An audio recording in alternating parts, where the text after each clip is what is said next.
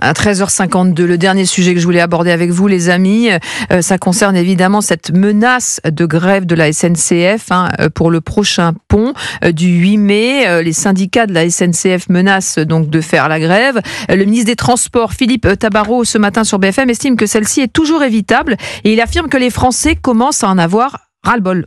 La grève est toujours évitable. Il y a un moment de rétractation par rapport aux préavis qui ont été déposés. Je vous rappelle que ce sont des préavis dormants bien souvent, qui existent depuis des mois et qui sont déclenchés du jour au lendemain.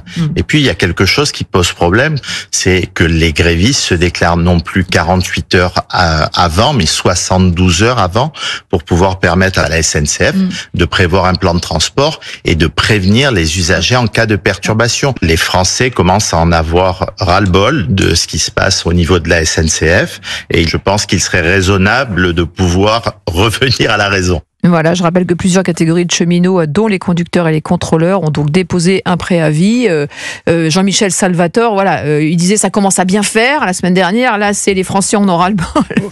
Oui, alors et le bras de fer continue. Alors, le bras de fer continue. Alors Philippe Tabarot, il est à l'origine d'une proposition de loi pour restreindre le droit de grève au moment des vacances. Alors, ce texte a été voté au Sénat. Bon, ça serait peut-être pas mal qu'il aille un petit peu plus loin. Mais en fait, ça pose un vrai sujet. C'est-à-dire que les syndicats ont fait le constat qu'ils n'avaient plus la capacité d'arrêter l'économie française en faisant grève au moment où les gens travaillaient. Parce qu'il y a le télétravail, parce qu'il y a le covoiturage, parce que finalement, la société s'est organisée, il y a des alternatives. Et donc, c'est vrai qu'une grève au moment où les gens travaillent, ça n'est plus très efficace. Donc, on l'a fait pendant les week-ends. Et donc, qu'est-ce qu'on fait ? On l'a fait pendant les vacances, parce que là, on est sûr, alors là, pour le coup, d'emmerder le monde au maximum. Bon. Et donc, c'est ça qui est extrêmement choquant, alors que quand on regarde la SNCF, depuis 3 ans, les cheminots ont obtenu des augmentations de 10. Jamais de faire des propositions. Ben non, parce que là, ils ont un tel pouvoir de nuisance. Alors, on l'a vu à chaque vacances, on l'a vu lors des Jeux Olympiques,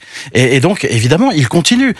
Et moi, je me demande si finalement, c'est vrai que c'est assez compliqué, parce que c'est très difficile d'expliquer aux Français qu'ils n'auront pas de train. Avec une détérioration notable de l'image de la SNCF, vous le disiez, il y a des alternatives qui s'organisent, et il y a aussi des Français qui disent maintenant on en a marre en fait. Alors la concurrence s'organise aussi, il y a Trenitalia, Renfe, voilà, il y a des concurrents. Et... C'est sûr que ce n'est pas à l'avantage de la SNCF, mais je pense que surtout ce n'est pas à l'avantage des syndicalistes qui sont déjà minoritaires dans le monde du travail et qui finalement ne font que creuser davantage leur tombe en menant ce genre d'action. Voilà, on les voit sur tous les plateaux, effectivement, revendiqués, etc. Alors qu'on sait qu'ils ont eu des augmentations conséquentes, vous le disiez, 17%. Avec des préoccupations qui semblent tellement lointaines de celles du monde du travail.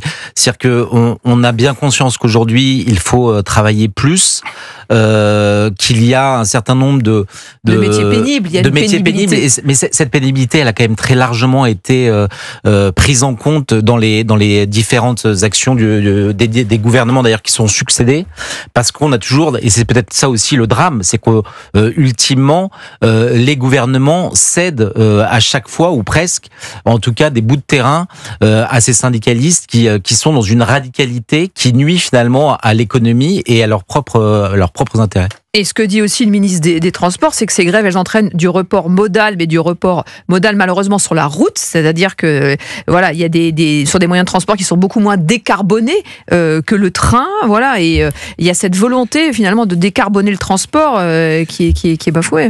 Oui, mais c'est vrai que ce qui est assez pervers dans ces grèves, c'est que les syndicats en fait, ils arrivent à cesser le travail pendant un temps minimum, c'est-à-dire en général au début de la prise de service, au moment de la prise de service. Donc il faut une grève pendant 59 minutes ou 1 heure ou 2 heures.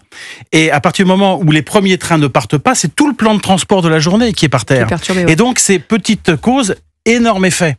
Et ça aussi, c'est aussi assez scandaleux, parce que finalement, on voit bien que que ces syndicalistes parviennent à mettre le système ferroviaire par terre en ayant des retenues sur salaire très faibles. Ouais, comme il le dit, c'est évitable, c'est-à-dire que jusqu'au dernier moment, on va attendre, le week-end prochain du 8 mai, les Français sont... Je suis pas sûr qu'il soit sincère quand il le dit. Avec des Français, vous l'avez dit, avec des Français qui aujourd'hui font le choix de renoncer au train, et de préférer la voiture quitte à davantage polluer, mais parce qu'ils n'en peuvent plus de ces entraves qui leur sont faites à pouvoir se déplacer librement quand ils veulent pendant leurs vacances.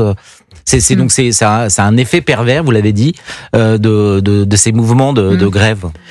Eh bien, merci beaucoup. On suivra ça évidemment. Alors, pourrons-nous partir en week-end le week-end prochain? On ne sait pas encore. En attendant, on est ensemble sur Europe 1. Évidemment, l'aventure continue ce soir et Europe 1 soir week-end avec Pascal de la Tour du Pin. Merci Géraldine. Merci Céline. Bon week-end et à lundi. C'était Céline Géraud sur Europe 1.